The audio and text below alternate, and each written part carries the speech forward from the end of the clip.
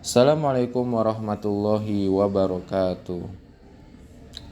Alhamdulillah wassalatu wassalamu ala rasulillah wa ala alihi wa ashabihi wa mawalah. La hawla wa la quwata illa billah.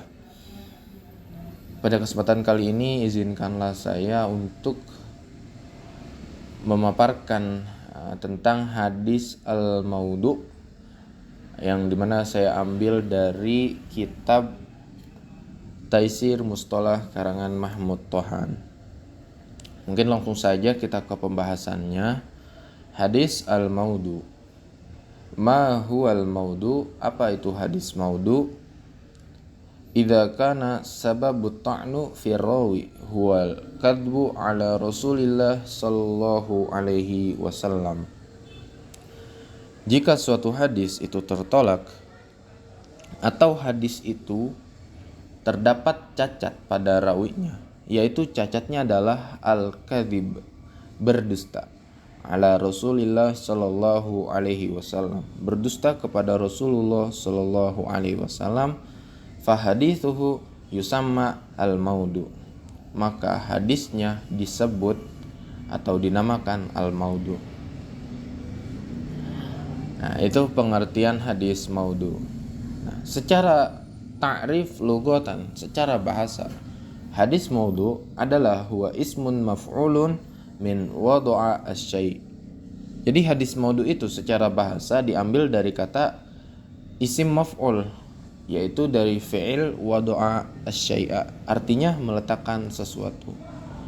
Hatta itu artinya meletakkan di bawah. Sumya bidzalika li'inhitati rutbati. Jadi hadis maudhu, kenapa dinamakan hadis maudhu? Karena li'inhitati rutbatihi, karena derajatnya yang rendah atau derajatnya yang paling bawah. Nah, itu adalah pengertian secara bahasa dari hadis maudhu. Tsumma nastamir ila istilah. Kemudian kami atau kita melanjut kepada hadis maudhu secara istilah. Nah, secara istilah, wal kadbu al-mukhtalaq al-masnu' al-mansub ila Rasulillah sallallahu alaihi wasallam. Maka hadis itu adalah huwal kadbu mukhtalaq. Huwal kadbul mukhtalaq. Hadis maudhu itu adalah pengertiannya secara istilah, huwal kadbul mukhtalaq adalah dusta yang dibuat-buat atau direkayasa. Al-masnu' yang dibuat al-mansub ila Rasulillah sallallahu alaihi wasallam, yang dibuat dan dinisbahkan atau dihubungkan kepada Rasulullah sallallahu alaihi wasallam. Jadi sebenarnya teman-teman, hadis maudhu itu bukanlah hadis, akan tetapi itu adalah kedustaan yang dibuat oleh orang-orang tertentu. Nah, maka itu adalah pengertian tentang hadis al-maudhu secara istilah. Tsumma nastamir ila rutbatihi. Nah, kita melanjut kepada derajatnya. Derajat daripada hadis maudhu tersebut. Nah, derajatnya adalah huwa syarrul ahadis ad-dha'ifah wa aqbahuha. Al-maudhu huwa syarrul ahadis ad-dha'ifah. Hadis maudhu adalah hadis yang sangat jelek dan adalah hadis yang sangat lemah. Wa aqbahuha, dan sejelek-jeleknya hadis yang paling lemah. Wa ba'dul ulama ya'tabiruhu qisman mustaqilan, dan ada sebagian para ulama menganggapnya adalah bagian yang lain, artinya bukan termasuk dari bagian hadis-hadis dhaif.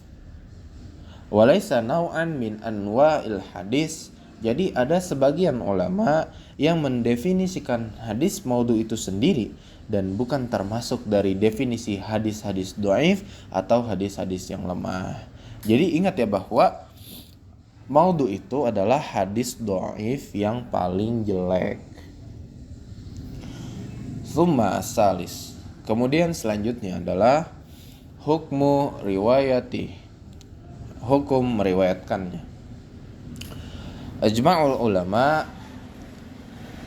ala annahu la tahillu riwayatihi li ahadin alimahalah. Jadi hukum meriwayatkan hadis maudhu itu seperti apa hukumnya?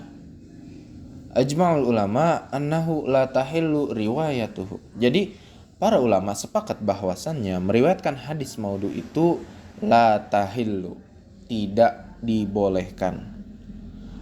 Li ahadin alimahala fi ayyin makna kana ila ma'a bayani wad'a. Jadi tidak boleh seorang meriwayatkan hadis maudhu yang telah mengetahui bahwa itu adalah hadis maudhu fi ayyin makna, dengan makna apapun, ila ma'a bayani, kecuali dia itu menerangkan bahwa hadis tersebut adalah hadis maudhu atau hadis palsu. Jadi yang meriwayatkan hadis maudhu itu harus menerangkan kepalsuannya. Dan ini kepalsuan dari hadis tersebut. Di hadis Muslim, yaitu dalilnya adalah dari hadis yang diriwayatkan oleh Imam Muslim, yaitu man haddatsa anni bi haditsin yura annahu kadzibun fahuwa ahadun kadzibaini. Dan barang siapa yang meriwayatkan hadis dariku, yaitu dari Nabi Muhammad SAW, bi haditsin yura annahu kadzibun, dengan hadis yang bahwasannya hadis tersebut adalah hadis atau kedustaan, ahadun kadzibaini, maka dia adalah salah satu dari dua pendusta itu. Nah, maka hukum meriwayatkan hadis maudhu yaitu tidak boleh meriwayatkannya kecuali menerangkan kepalsuan hadis tersebut. Itu intinya. Tsumma ar-rabi turukul wada'ina fi siyagatil hadis. Jadi bagaimana cara periwayat hadis maudhu itu? Wada'in di sini diartikan para periwayat hadis palsu. Nah, bagaimana cara pemalsu hadis ini menyampaikan hadis maudhu tadi? Yang pertama, caranya adalah imma ayyun syi'a al-wada'u al-kalama min indi thumma yada'u lahu isnadan wa yarwihi. Cara yang pertama adalah para pemalsu hadis itu mengarang sebuah perkataan yang dusta min indih, dari dirinya sendiri, thumma yada'u lahu isnadan wa yarwihi, dan kemudian ia menambahkan sanadnya kepada perkataan-perkataan yang dusta tadi, kemudian baru meriwayatkannya kepada yang lain. Nah, ini adalah cara yang pertama. Jadi yaitu mengarang perkataannya sendiri. Summasani. Kemudian yang kedua, wa imma ayyakhudha kalaman li ba'dil hukama aw ghairihim wa yad'u lahu isnadan, ataupun dia itu mengambil ayyakhudha kalaman li ba'dil ulama, dia mengambil perkataan-perkataan dari sebagian para ahli hikmah atau para ulama, aw ghairihim kan, atau yang lainnya, yaitu ulama-ulama besar ya, wa yad'u lahu isnadan, dan kemudian dia itu menambahkan sanad kepadanya. Jadi diingat ya, yang perlu kita ingat teman-teman bahwa ada dua cara, yaitu yang pertama adalah mengarang perkataan yang dusta tadi itu sendiri, kemudian menambahkan sanad padanya, kemudian baru meriwayatkannya. Dan cara yang kedua adalah dia itu mengambil salah satu perkataan dari para ulama yang kemudian ia menambahkan sanad kepadanya, kemudian dia juga meriwayatkannya. Itulah dua cara para pemalsu hadis meriwayatkan sebuah hadis. Dan untuk pertemuan kali ini kita cukupkan sampai di sini. Wal afu minkum katsiran. Assalamualaikum warahmatullahi wabarakatuh.